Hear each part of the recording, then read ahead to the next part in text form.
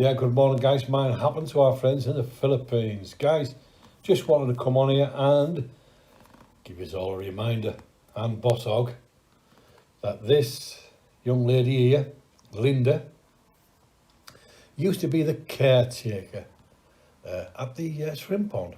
And this was the ramshackle, run-down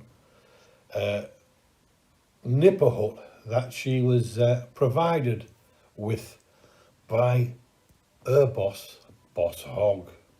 She was forced to live in this mosquito-infested shithole for weeks on end. But she was an employee, and she was the caretaker. And very soon, Tatay and Gina are going to take over that job of being caretaker of the ponds. So I have a question for you, Brian. Why is it that you're building a house for Gina and Tatay to this standard? I know the family, but you use the excuse, if we build them a house down by the tilapia ponds, they can be caretakers. This is what you said to your subscribers, and you've e-begged and you've bummed and you've scammed all the material money because you didn't have any budget.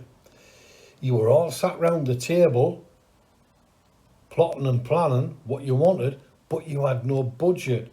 But yet you allowed Linda to live in that squalor. And Linda was actually there making you money. You allowed her to live there. But here we are. You're providing, you're scamming, should I say, to build a house of this standard for your new caretaker, Tatay and Gina. Don't you think that there's a bit of a difference here, Brian?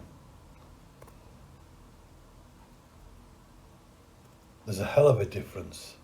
You thought to yourself, it's only a Filipino. She'll live in that nipper hut. But look at the standard of this house for Tatay. Yes, Brian, you are a piece of work. You really are a piece of work. Guys, just take a look. Just take a look at this. Well, what can you call it? It's absolute squalor. This is what Linda was forced to live in. It was pictures like this, Brian, screenshots like this, that we sent to Doll. This is why you were called into Doll and had to pay Linda a fair share of the shrimp harvest. This is how you treat your workers.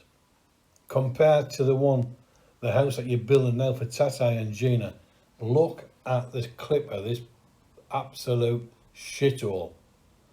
Hey, mind you, coming from the trailer park, I suppose that's your normal standard, isn't it, Brian? This is the inside of the nipper hut that Linda and child Daniel had to live in. And you can see that it's absolute squalor, but that didn't bother Bosshog. Bosshog was only caring about the fact that he was going to make some money. Maricel didn't care. Would she allow Charlie to live there? Would she allow any of her family to live there? Of course she wouldn't. Maricel, you need to be ashamed of yourself, treating a fellow Filipino the way you have. Look at the absolute squalid conditions she had to live in. Guys, need I say any more? This is Bosshog. This is the Bohovel. This is the Bosshog standards. And to all the supporters of Bosshog and Maricel, these are the type of people they are. This is what Linda was forced to live in. And now you are paying to build a house for Tatay and Gina to do exactly the same job as what Linda was doing. So please tell me why you have this shithole for Linda, and yet the money's flooding in for a house for the new caretaker, Tatay. It beggars belief, doesn't it, really? Yeah, you're seeing both sides of the coin here. This is the new caretaker's property at the Bosshog. You've seen what Linda had to put up with. You know, it's about time Bosshog supporters woke up and actually sussed out what these people are about.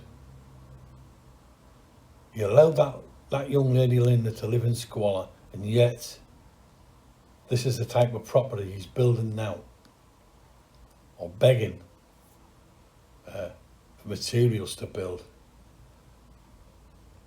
I just really can't get my head around it. Why any supporter of Bosshog would not look at the two comparisons here and think to themselves, we're being ripped off here.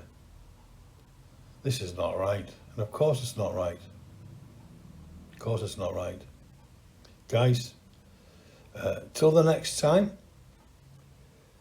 keep your money in your pocket. Do not send any money to these scumbag e-beggars.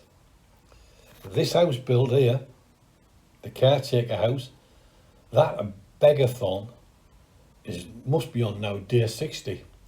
They have stretched it to the limit, and no doubt it's going to go well into next year. So with that in mind, just keep your money in your pocket and do not send money to these scumbags. Bye for now.